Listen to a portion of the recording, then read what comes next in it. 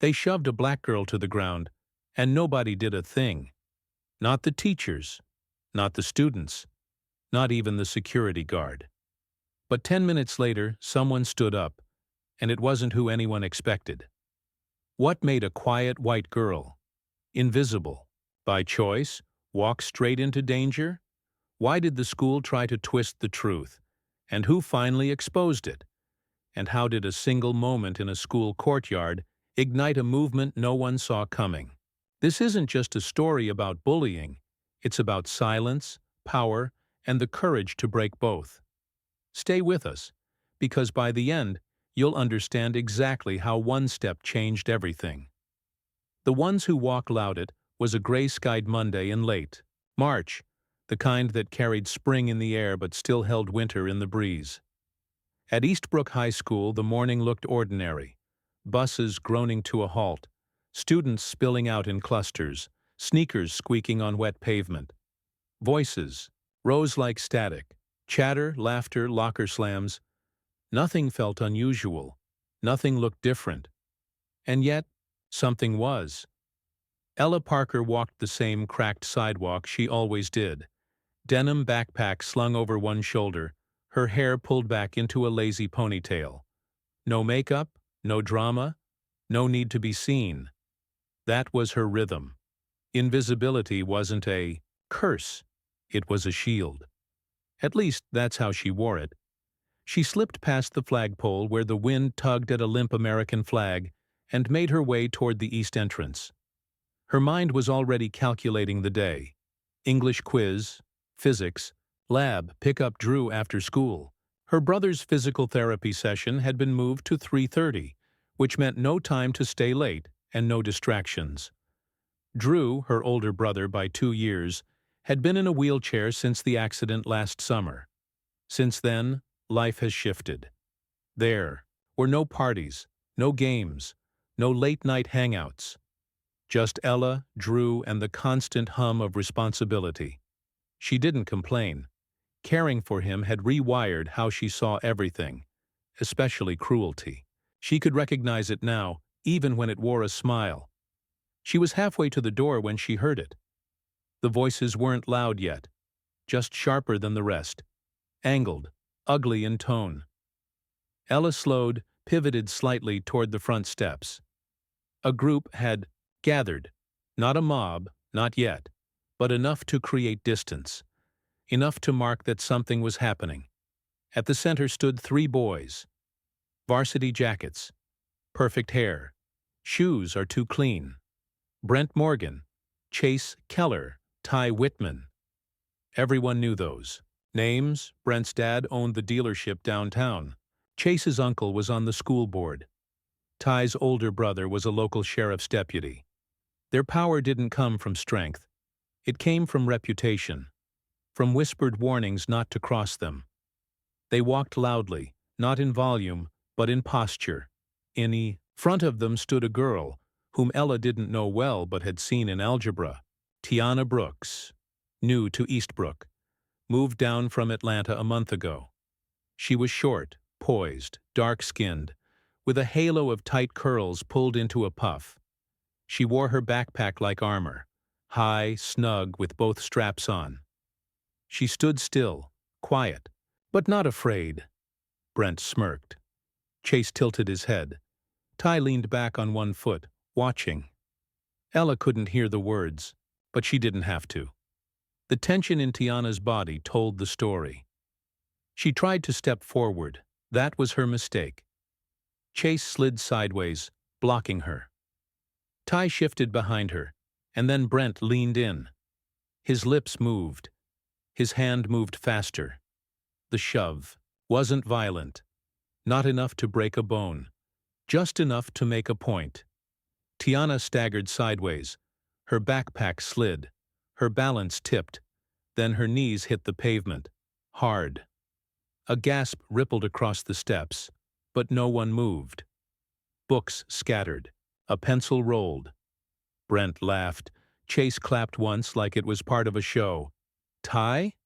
He just whistled.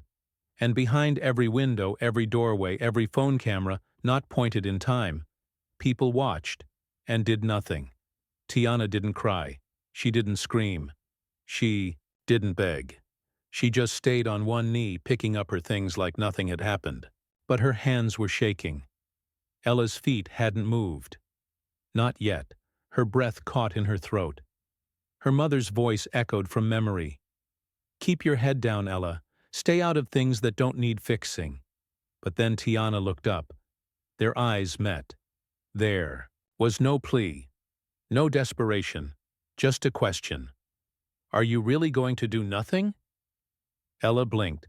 Her hands curled tighter around her backpack strap. The boys walked off, satisfied, smug. Brent's laughter floated on the wind. The crowd dissolved back into routine. Bell schedules, morning announcements. Chatter resumed like nothing had happened. But something had, because deep inside Ella, somewhere just under her ribs, a match had struck, and a fire had begun to burn. She didn't know what she was going to say, or even what she would do. But she knew one thing for certain. The next time those boys laughed, she wouldn't be standing still. The silence. That screams Tiana stayed on the ground longer than she needed to. Not because she couldn't get up, but because no one offered to help. A few students nearby shifted awkwardly, their eyes flickering toward the scene like moths drawn to something dangerous. One girl in a hoodie tucked her headphones in tighter and walked away. Another boy leaned against a locker and looked down, pretending to be focused on his phone. Not a single voice called out. Not a single hand reached forward.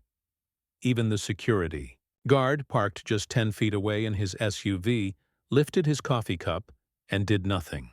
He watched through the windshield like this was another boring episode he'd already seen. Something beneath him. Something not worth getting out of the car for. Tiana knelt on the pavement, quietly brushing pebbles off her scraped knees. Her elbow had a shallow gash, and her backpack zipper was cracked open from the fall. She tried to zip it with trembling fingers, but the sound of laughter, their laughter, echoed louder than the pain. The boys had already disappeared into the crowd, their grins still painted on their faces, like they had just pulled off a school prank instead of an act of humiliation. And, through it all, Ella Parker stood frozen just a few yards away.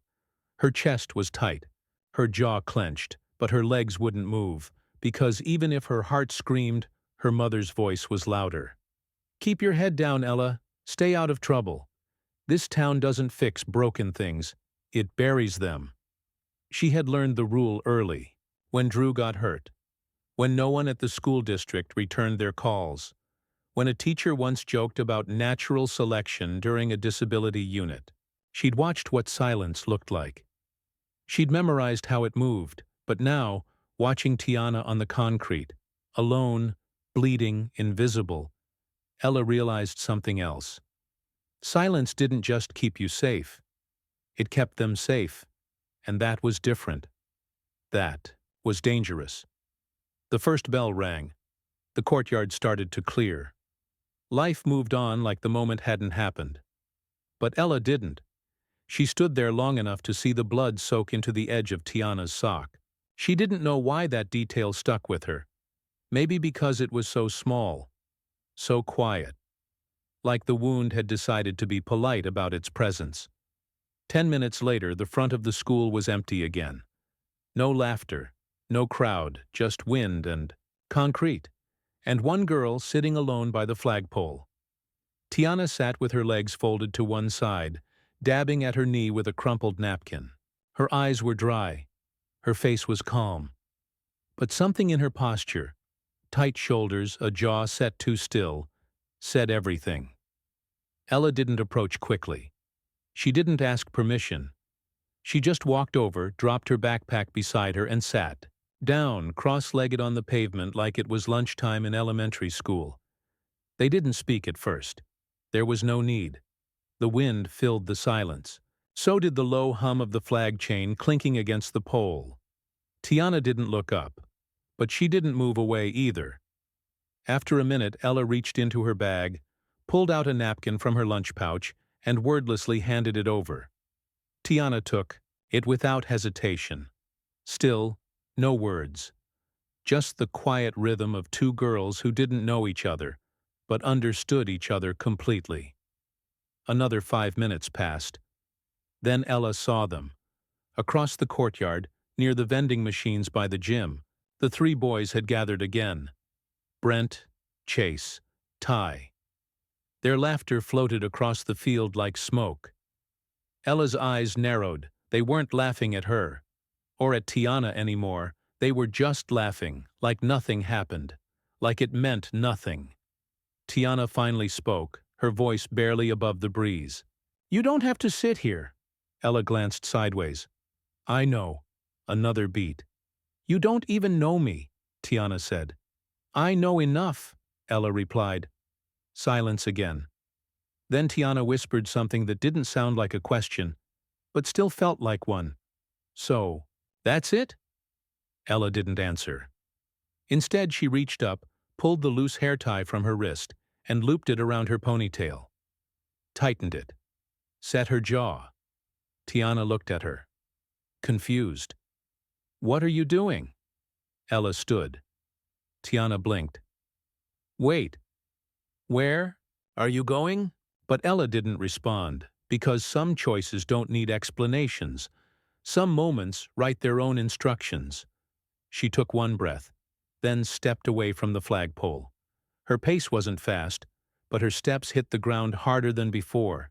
And, across the field, the boys were still laughing. Ella didn't know exactly what she was going to say. She didn't need a perfect line. She just knew one thing. If she stayed silent, she'd carry that silence forever. What they didn't expect. Ella walked like her feet weren't her own. The air was thick with noise, bells ringing in the distance, kids yelling across the quad, a lawnmower somewhere groaning to life. But her focus was razor sharp. She didn't have a speech in mind, no plan, no strategy.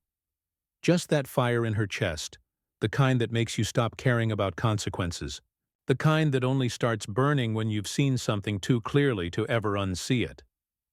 Brent, Chase, and Ty stood near the vending machines, sipping sports drinks like they'd just won something. Brent leaned against the brick wall, arms folded, talking with his hands. Chase was tossing a football between his palms. Ty scrolled his phone one-handed, nodding along. They didn't see her at first, but when she was 10 feet away, Brent looked up and smirked. "Well, look who found her voice," he said, elbowing Chase. Ella stopped 2 steps short, close enough to be heard, far enough to stay calm. She didn't flinch. She didn't blink. "You think what you did this morning was funny?" she asked, voice level. Chase chuckled. "What are you even talking about?" Ella looked at him like he was glass, see-through and unimportant. "You shoved a girl to the ground in front of half the school." Brent lifted his eyebrows mockingly. "Nah, she tripped." "Sure she did," Ella said. "Right after your buddy shoved her shoulder." Ty looked up from his phone. "You trying to play hero now, Ella?" She didn't respond. She reached into her pocket and pulled out her phone. "The school has cameras at the front entrance. That changed everything." The smirks faded. Chase shifted on his feet. Ty leaned back, suddenly less casual. Brent's jaw tightened just enough for Ella to catch it. She had no idea if the cameras worked. She didn't even know if they recorded audio. But it didn't matter. She'd struck the right nerve. "There's footage," she said, her tone like glass. "And people saw it." Brent forced a scoff, but his posture betrayed him. "You're bluffing." Ella held his gaze. "Try me." For a moment the boys stood there in silence. The kind of silence that could go either way. Escalation or retreat. Then a deeper voice cut through the air behind them. "Something wrong over here?" Coach Daniels. He walked up slowly, duffel bag slung over one shoulder, clipboard in hand. The boys turned like kids caught with stolen candy. Coach Daniels wasn't a talker. He wasn't the "let's have a chat" type. He believed in laps, in whistle shrieks and red-faced push-ups. He'd coached every one of them. He looked from Ella to the boys. Brent opened his mouth, but Daniels beat him to it. "You touch her again," the coach said flatly, "and you're out." Brent blinked. "I didn't. I saw enough," Daniels snapped. "I don't care whose name is on the gym wall. Try me." The tension snapped like a twig. Brent stepped back. Chase looked away. Ty muttered something and stuffed his hands in his jacket. Then they turned and walked. No apology, no fight, but more importantly, no more laughter. Ella stood still until they were out of sight. Only then did her shoulders drop. Coach Daniels gave her a nod. "You okay?" "I am now," she said. He started walking away, then paused. "Good on you," he added over his shoulder. Ella didn't reply. She turned around, and there was Tiana, still sitting by the flagpole, knees pulled close, a half-crumpled napkin in her hand. She had seen the whole thing. Ella walked back across the courtyard. No crowd, no eyes. Just her and the girl who had been pushed into the dirt less than an hour ago. When she sat back down beside her, Tiana asked quietly, "Why'd you do that?" Ella shrugged, not looking at her. "Because someone should have." Tiana didn't answer. But she didn't need to. They sat in silence. The kind that didn't sting. The kind that said, "We both saw it. And we both came back anyway." But truth in high school has a half-life. And rumors? They burn faster than gasoline. By the next period, everyone had heard a version of what happened. Just not the right one. The story they told, instead by lunch. The next day, Eastbrook High wasn't talking about the shove. They were talking about the video, not the full scene, not the context. Just 30 seconds of Ella Parker standing in front of Brent, Chase, and Ty. Arms tense, voice raised, expression hard. The clip spread through group chats like wildfire. But it wasn't what happened. It was what they made it. The caption read, "Hero Complex Girl Starts Drama." Someone had added background music, cheap pop beats with an overlaid laugh track. Ella's voice was barely audible, distorted and chopped, turned into a meme. There were animated sound effects, zoom-ins and subtitles that twisted every word into something she hadn't said. They made her look unhinged, aggressive, ridiculous. No one mentioned that she was standing up for someone else. No one mentioned that Tiana had been pushed. No one included the part where Coach Daniels stepped in, or that Brent had backed off without saying a word. That part was cropped out. And the new version? It was going viral, at least by Eastbrook standards. By the 6th period, Ella felt it. Not just the stares. The difference between them. Before, she was invisible by choice. Now, she was ridiculed. People nudged each other when she walked by. Others went silent in her presence, their smirks louder than words. A group of junior girls burst into laughter when she passed them in the hall. Not at her, but around her. A warning shot. She didn't flinch. She didn't respond. She'd learned that the more you react, the more they feed off it. But inside, something pulled tight, like a wire strung too long without relief. At her locker, she found a sticky note. "Congrats, Captain Save-A-Lot." Smiley face, slanted handwriting. No name. Tiana found her after school in the library, sitting at the far corner table near the tall windows, where the light pooled soft and gold. She slid into the seat without asking. "You okay?" Ella didn't look up, just kept her pencil moving. Across the page, writing something that wasn't homework. "I'm used to it." Tiana frowned. "You shouldn't have to be." Ella paused, then whispered, "Tell that to the rest of the school." Tiana reached into her backpack and pulled out a folded paper. An old newspaper clipping. Yellowed edges. She slid it across the table. "Found this in my mom's scrapbook," she said quietly. Ella looked down. It was a photo from a march in 2001. 3 women holding handmade signs, one reading, "Silence is a costume, not a cure." Tiana nodded at it. They told my mom she was too loud, too angry, too much, for trying to report harassment in her first year of teaching. Ella's eyes moved slowly across the faded headline. Teacher accuses district of retaliation. Tiana added, she lost her job, but someone else didn't. Because of her. Ella's throat tightened.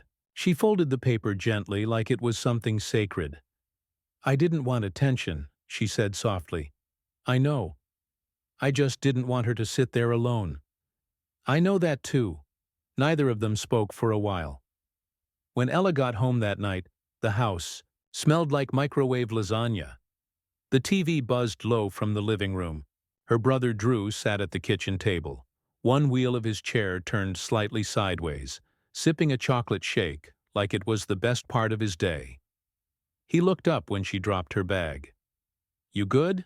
Ella hesitated, then sat across from him, elbows on the table. There's a video of me going around. He raised an eyebrow. You go viral? Should I start selling merch? Ella gave a half laugh, but her eyes didn't match it. They made me the punchline, she said. Took what I did and turned it into a joke. Drew leaned back, tapping his straw against the lid of the cup. Well, he said, you've got two choices. Ella blinked. Which are? He pointed at her, like he was delivering a line from a movie. Let them set the fire, or build something from it. She tilted her head. That's supposed to be deep? He grinned. It is deep. Now write it down before I forget it. Ella shook her head, but the words landed heavier than she expected. Let them set the fire, or build something from it. She went upstairs not long after, opened her window and sat on the floor with her back against the bed. The moon was pale and distant but steady. Her notebook lay open in her lap, blank page waiting.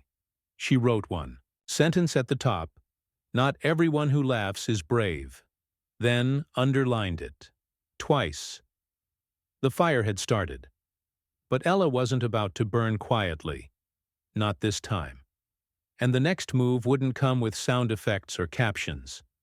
It would come with truth. The next push-by. Wednesday, the video had cooled. Not forgotten, but dulled, like a bruise turning yellow. Whispers still followed Ella in the hallways, but the sting had faded. Most people had moved on to some new drama. Who got detention? Who kissed whom behind the library? Typical Eastbrook distractions. But some people? They didn't move on. They saw courage as a threat. And Ella's silence-breaking had made her a target, not just for the boys, but now for someone else. Her name was Sierra Nolan, cheer captain, class vice president, the kind of girl who made straight A's while still managing to cut people down with surgical precision. She was the town's crown jewel, blonde, confident, polished to a mirror shine, and she didn't like ripples, especially not from girls like Tiana. That Thursday afternoon, during free period, Tiana wandered alone into the side hallway near the gym. She was supposed to be heading to tutoring, but the classroom lights were off, and her usual teacher was nowhere in sight. So she circled back, quiet, careful, used to being cautious.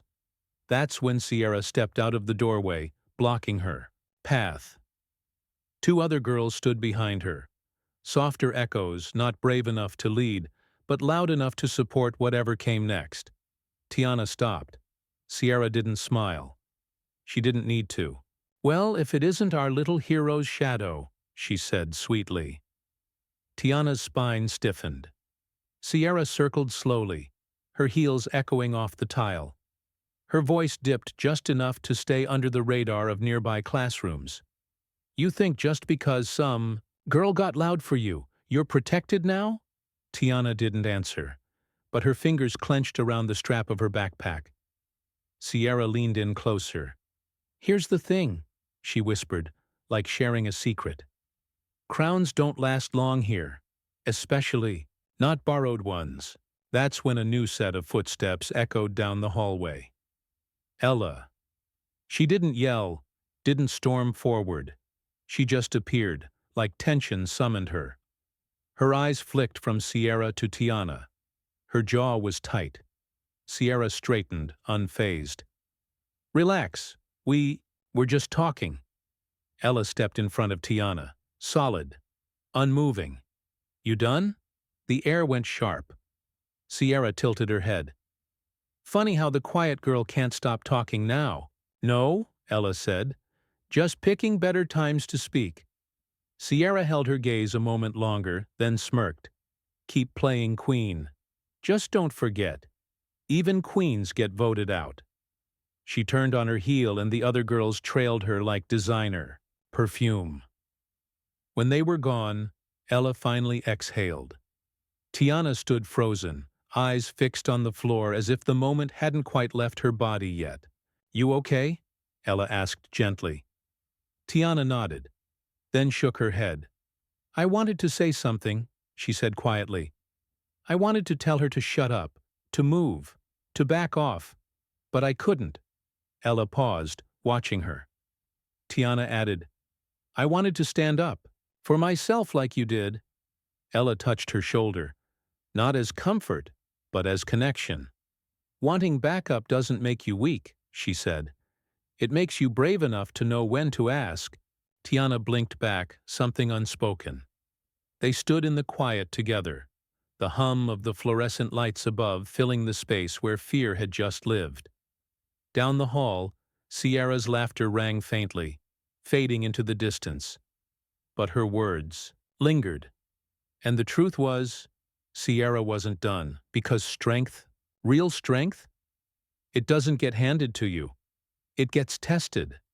And what came next would test everything they'd just started to build. This time, for the whole school to see. The story that fights. Back by the end of the week, the hallway whispers had softened, but they hadn't disappeared.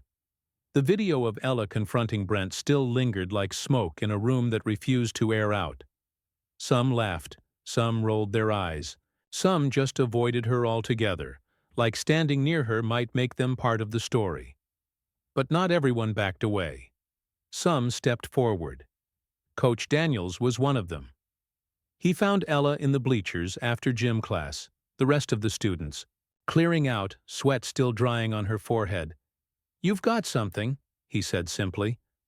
People watch when you move. Have you ever thought about leading? Ella shrugged. Not really. He nodded slowly as if that was the answer he expected. Well, you're doing it anyway, whether you want to or not. She looked up at him, unsure. He handed her a flyer. Peer Mentorship Pilot Program. Help us build something better, he said. Help the ones who think no one sees them. She didn't say yes. Not right away, but she didn't say no either. That afternoon, Tiana met her by the tree behind the science wing. They had started eating lunch there, just the two of them, away from the noise. She held out a small box. Ella raised an eyebrow. What's this? A thank you, Tiana said.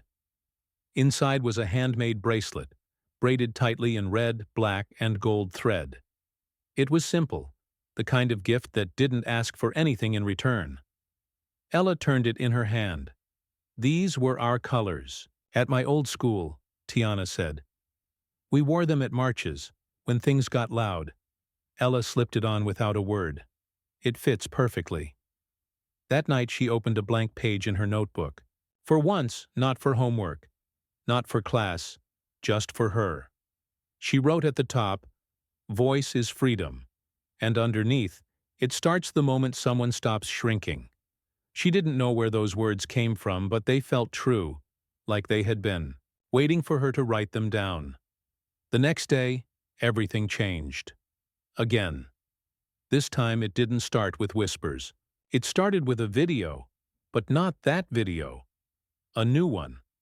Posted by someone anonymous, but shot from a different angle. It showed Tiana's fall. Clear as day. Colton's shove. Brittany's stumble. The laughter. The silence. And then, it showed Ella stepping forward. Her words to the boys. Coach Daniels is backing her. The full picture, no music, no edits, just raw footage. The caption read, "Now you know." It hit the school like a jolt. Group chats lit up again, but this time with questions. Did you see the new clip? Wait, so Brent lied? Yo, that other girl never even said a word. She just got shoved. By the third period, even the teachers were whispering. In English class, Ella saw two girls watching the clip under their desks, their faces blank with surprise. She didn't say anything. She didn't have to. The story was fighting back now on its own. At lunch, Coach Daniels pulled her aside. "You didn't post that, did you?" Ella shook her head. "I don't even know who did." He studied her. "Doesn't matter. Truth's out now." She nodded. But what neither of them said was this. Truth doesn't fix everything. It just changes the battlefield. And Eastbrook High? It wasn't done with her yet. Once people see what they choose to ignore, they have to choose again. And not everyone likes what the truth reveals, especially when it stains their pride. Bruised knuckles. Open eyes. It happened fast. Like these things always do. One moment, the hallway was full of everyday noise. Lockers slamming. Laughter bouncing between the walls. Sneakers squeaking against tile. And then, just like a light switch flipped, the air snapped into something else. A yell, a thud, a sharp, sickening crack of skin meeting bone. Then silence. And, when the silence broke, it was with screams. Ty Carter, usually the quietest of Brent's crew, was standing over another student near the east stairwell. His knuckles are red, his breath ragged, his jaw locked like he was holding back the rest of the fury still inside him. The other boy, Darren Willis, was slumped against the lockers, nose bleeding, eyes wide with stunned disbelief. Phones were already out. The recording started just after the punch landed. Only the punch. Not what came before. Not the slur, Darren muttered. Not the way he said it, loud enough for Ty to hear, quiet enough to make it deniable. Not the look on Ty's face when it hit him. That combination of shame, rage, and helplessness. The look every kid of color at Eastbrook had worn at least once, but none of that was on video. Just the punch, and that was all the school needed to start talking again. By the fifth period, the footage had made it to the district. A shaky 7-second clip from a sophomore's phone. No audio worth saving. Just Ty swinging. Darren falling, no context, no justice. Just consequences. Ella watched the clip once and turned it off. In the library that afternoon, she sat with Tiana at their usual table by the windows. Neither said anything for a while. The sun filtered in through the blinds, soft stripes of light across the table. The bracelet on Ella's wrist caught one of them, red, black, and gold thread glowing faintly. Finally, Tiana broke the silence. "They only care when we hit back." Ella nodded slowly. "Even when we're right. Even when we're provoked. Even when we're human." "It doesn't matter," Tiana said, voice low. "To them, we're threats. The moment we stop shrinking, we become dangerous." Ella sighed, fingers pressing hard into the edge of her notebook. "And if we stay quiet?" Tiana didn't answer. They both already knew. That evening, the call came from Principal Hartley. She left a message on Ella's phone. Simple, calm, official. "I'd like you to speak at Friday's assembly. About leadership. About what's been happening." Ella sat on her bed staring at the phone for a long time. She didn't hit play again. She didn't call back. She just let the silence fill the room. Later, she stood in front of her mirror, holding a copy of her notebook, flipping through the pages. She'd written since it all began. Her handwriting was messy, rushed, angry, hopeful, human. At the bottom of one page, "If silence keeps you safe, why does it feel like drowning?" She closed the notebook, still unsure. The next morning, she met with Principal Hartley in person. The woman's office smelled like lemons and old books. Her silver-rimmed glasses rested low on her nose. Her expression was tired but kind. "They'll listen to you," she said, softly. "They already are." Ella shook her head. "I'm not a leader." Hartley didn't argue. She just said, "Maybe that's exactly why they'll listen." Ella didn't answer. She walked out of the office into the courtyard where Tiana was waiting. The bell hadn't rung yet. The sky was low and gray, like it couldn't decide whether to rain or not. "They want me to speak," Ella said. Tiana blinked. "Are you going to?" Ella shrugged. Tiana didn't push, but as they walked into school together, she said something Ella hadn't expected. "You've already been speaking. Since the beginning. You just haven't heard yourself yet." That night, Ella didn't sleep much. She kept her notebook open on her bed, flipping through lines, reading them as if someone else had written them. Lines like, "Voice is freedom. Wanting backup doesn't make you weak. Truth fights back."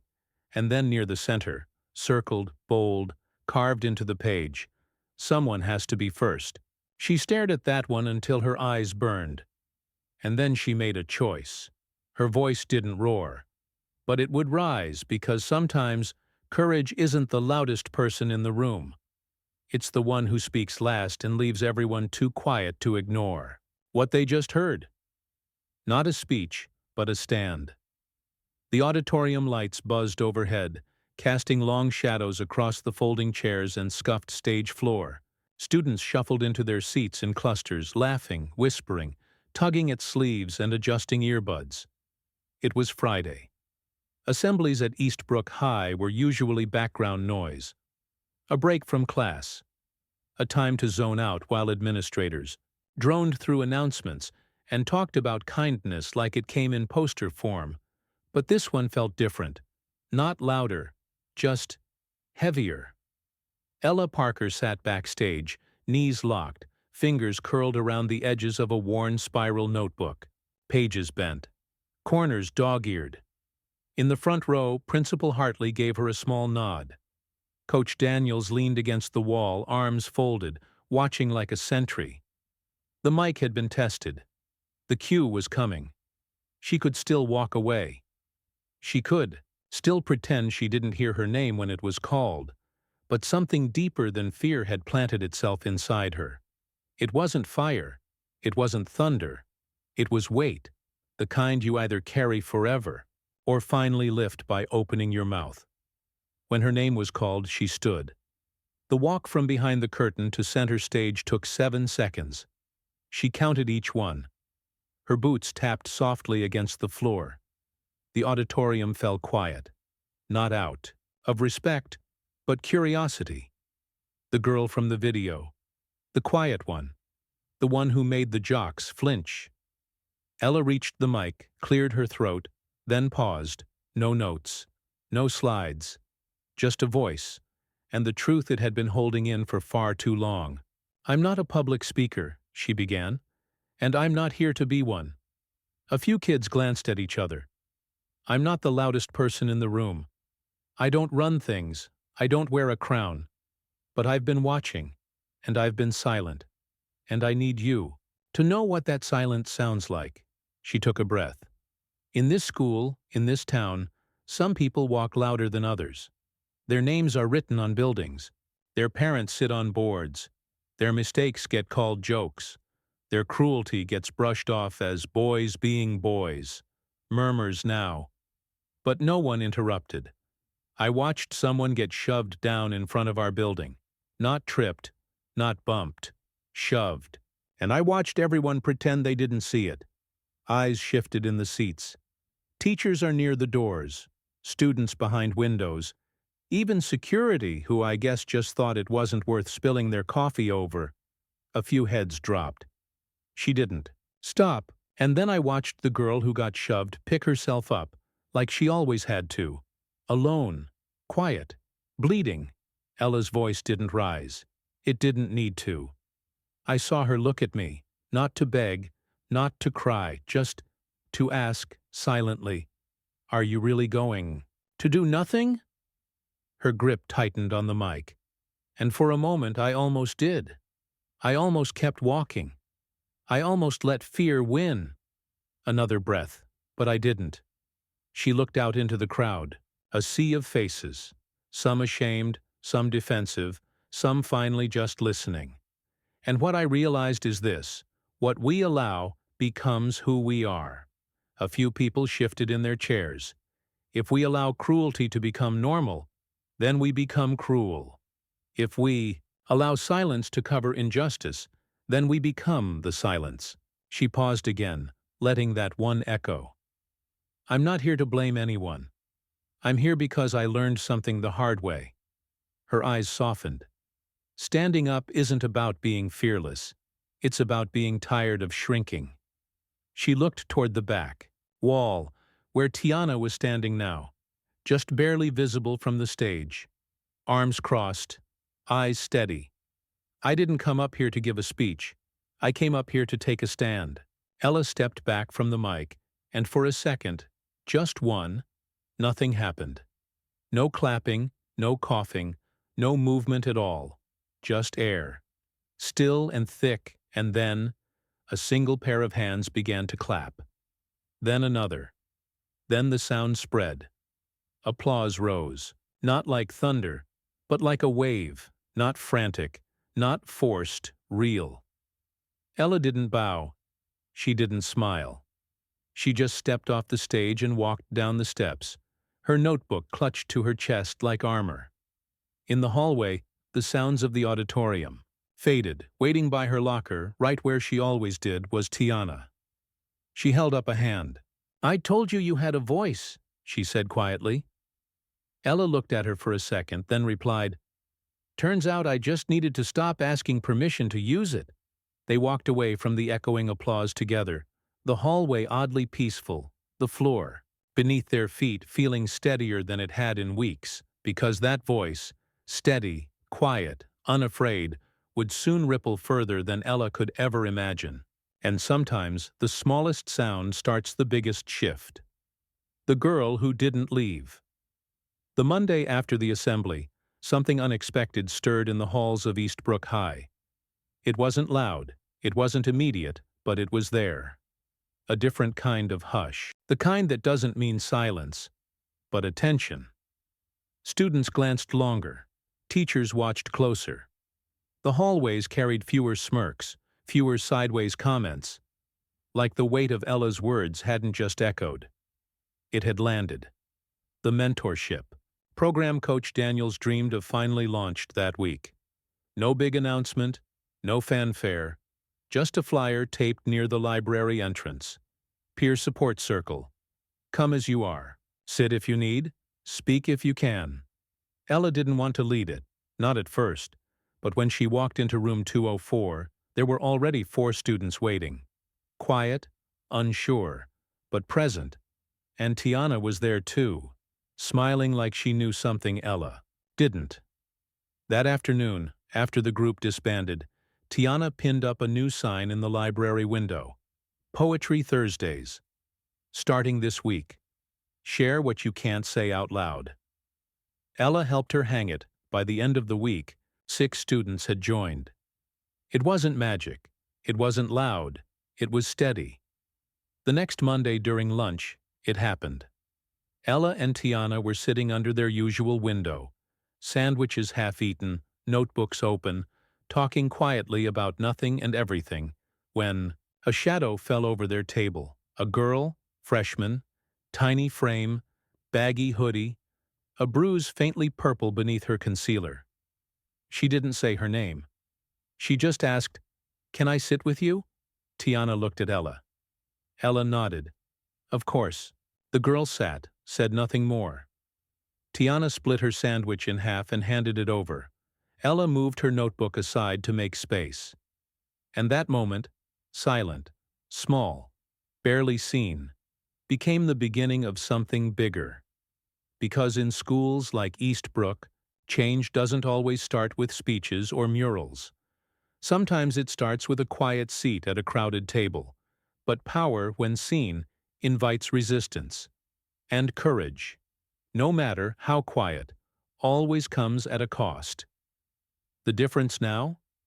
They weren't standing alone anymore. The hallway that remembered weeks turned to months. Eastbrook High didn't become perfect, but it became different. Sierra Nolan, once the queen of the cafeteria, still held her place at the front of the cheer line, but her words didn't sting like they used to, not because she'd changed, but because fewer people laughed at them. Brent and his crew still walked the halls, but smaller now. Shoulders are not as wide, eyes not as bold. The school didn't forget what happened, and that made all the difference. Near the end of the semester, a new mural appeared above the lockers in the west hallway, painted by students, approved by teachers, unveiled without ceremony. It showed two girls. One is standing, with a clipboard in hand and chin high. The other seated, baton in lap, eyes locked forward. They didn't smile. They didn't pose. They faced forward. Underneath, in clean, bold block letters, "Respect doesn't ask permission." It wasn't signed. It didn't need to be. At home, Ella stood on the porch one warm evening, staring out at the sun melting behind the trees. Her brother Drew rolled up beside her in his chair, cocoa in hand. "Still scared?" he asked quietly. Ella didn't turn. She just smiled slightly. "Still here," Drew chuckled. "That's the real difference." They sat in silence, listening to the wind and the faint buzz of the neighborhood coming to life for the weekend. Somewhere, not far away, another bell was ringing. Another hallway is filling.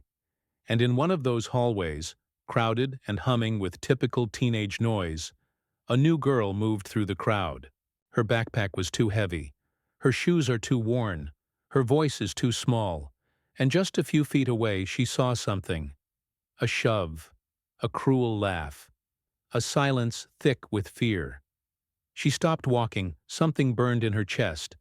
Not rage, not confusion. Recognition, because she'd heard a story, she'd seen a video.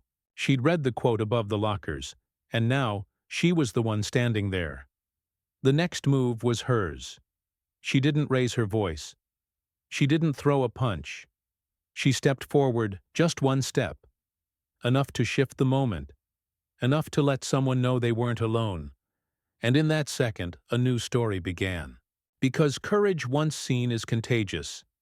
And even when the world feels unkind, sometimes one person is enough to change what silence looks like. If this story moved you, made you think, or reminded you of someone who stood up when it counted, hit that like button and subscribe for more powerful, true-to-life stories. Drop a comment below telling us your favorite moment or what you would have done in Ella's shoes. The best comment will be pinned and might be featured in our next video, because courage doesn't need to be loud to be real. Sometimes it just needs to be seen.